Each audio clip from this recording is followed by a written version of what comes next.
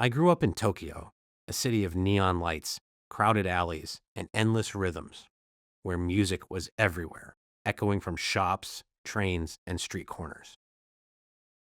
But when I was 19, stepping into the buzzing nightlife filled with laughter and flashing signs, I discovered something strange. If you danced after midnight, you were breaking the law, a rule whispered like a secret.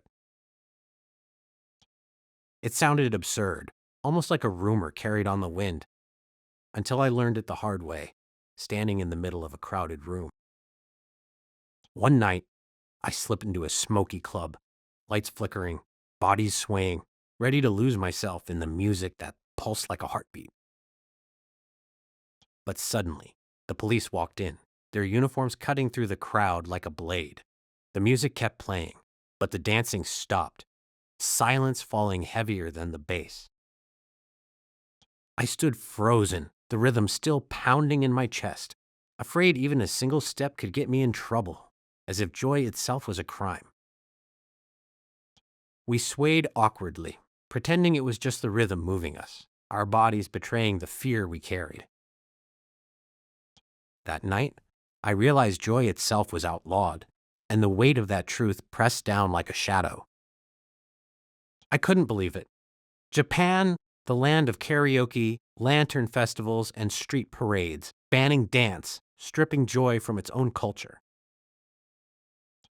It felt like living in a paradox, a country that celebrated sound but feared movement, a contradiction carved into law. I needed to know why, to peel back the layers of history and uncover the roots of this silence. And that's where my journey began, a search through stories, memories, and forgotten laws. This is my story, but it's also the story of a nation struggling with its own heartbeat. My father told me how it all began in 1948, in the fragile years after the war, when society was rebuilding from ashes. Dance halls weren't just for fun. They were tied to crime, to prostitution, to deals struck in smoky corners where shadows thrived. Behind the music, whispers of corruption grew, and the government decided to act, stamping out rhythm to control chaos. They passed a law banning dancing after midnight, believing it would protect society from itself. But instead, it painted dancing itself as dangerous, turning joy into suspicion. Joy was suddenly seen as a threat, something fragile that had to be contained.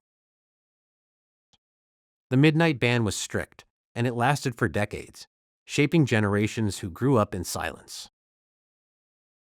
It wasn't about music, it was about control, about fear disguised as order. And that control shaped the Japan I grew up in, a Japan where silence replaced rhythm and joy was rationed. Clubs had DJs, lights, and signs glowing with the words "no dancing," reminders that joy had boundaries. We'd sway carefully, pretending not to move too much, as if happiness had to be hidden. We joked, but the fear was real, lingering in every beat, every glance over the shoulder. Police raids left us ashamed for simply moving to music, as if rhythm itself was rebellion. Everywhere, the signs reminded us joy was forbidden, stamped into law. I'd practice alone, in secret, in my room, but even then I felt guilty, like I was breaking something sacred. In 2010, a violent incident in Osaka made police crack down harder, and suddenly raids became more common, fear spreading like wildfire. We laughed nervously, but deep down we were scared, powerless against the silence imposed on us. I hated feeling powerless, hated that rhythm itself was treated like rebellion, hated that joy was criminalized. The ban defined my youth, but I was ready to challenge it, ready to reclaim joy. By 2013, after years of silence and frustration, I signed the "Let's Dance" petition, my name joining thousands of others who refused to be quiet. Thousands of us demanded freedom to move, to reclaim joy from the shadows, to prove that rhythm belonged to everyone. Together, we gathered more than 150,000 signatures, each one a heartbeat of resistance, each one a step toward freedom, each one a promise that joy would return. For the first time, I felt change was possible, that our voices could echo louder than silence, that our laughter could break through fear. Finally, the debate reached the halls of power, where lawmakers argued over joy itself, debating whether rhythm could be trusted, whether freedom could be allowed. Could this really be the end of the ban, the end of decades of silence, the end of fear? Could freedom return after generations of control? Finally, in 2015, after decades of silence and countless nights of fear, the ban was lifted, and the city exhaled like a long-held breath. I couldn't believe it. Dancing was legal again, and the streets felt alive with rhythm, alive with laughter, alive with freedom. The music felt different that night.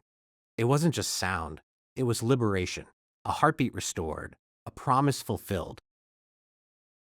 Every step felt like freedom, every movement a rebellion against fear, every dance a declaration that joy had returned. After decades, joy was no longer forbidden, and the silence was broken, shattered by rhythm. Across Tokyo, people danced like never before, filling the streets with rhythm, reclaiming the night, reclaiming themselves. At last, Japan could dance past midnight, and the city pulsed with life, unchained, unstoppable, unforgettable. So why did Japan ban dancing after midnight? Because of fear, because of control, because of shadows mistaken for safety, because of silence mistaken for order. But culture is stronger than fear, and joy is stronger than silence, and rhythm is stronger than law, and freedom is stronger than control. Every dance step past midnight is proof that joy can't be outlawed, proof that freedom lives in movement, proof that culture survives. We fought, and we won, reclaiming rhythm as our right, reclaiming joy as our heritage, reclaiming freedom as our future. Dance is freedom, a language beyond words, a heartbeat shared, a story told without speaking. After nearly 70 years, the midnight ban was gone, erased by persistence, by courage, by joy, by the people who refused silence. This was my story, but it's also proof that joy can never be banned, proof that culture always survives, proof that freedom always finds a way. And as long as music plays, the dance will continue, past midnight, past fear, past silence, past control, into freedom.